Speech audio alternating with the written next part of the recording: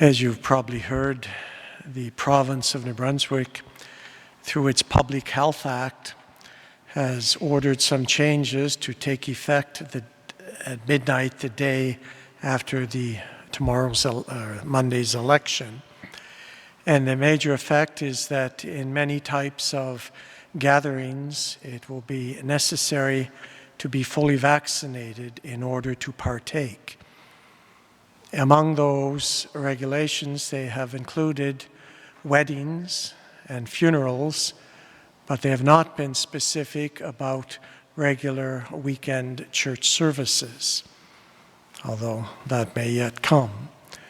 They have told us in a conference call this week with the minister and various religious leaders in different parts of the province that their hope is to be able to get to about 90% of each consistent congregation being vaccinated. And our hope is that if we get about there, they'll leave us alone. I don't mean it that way, but that they won't have to make any more demands, like carding people when they enter a church. And in light of that, the whole diocese next weekend will be conducting a survey at each Mass. It will be anonymous. Each person will be given a simple card with 3 options.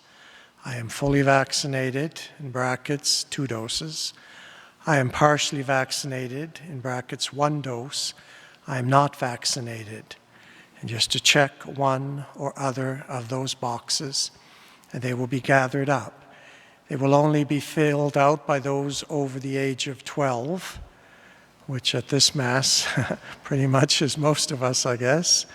And then they will be anonymously gathered, and hopefully we'll have good results coming from that.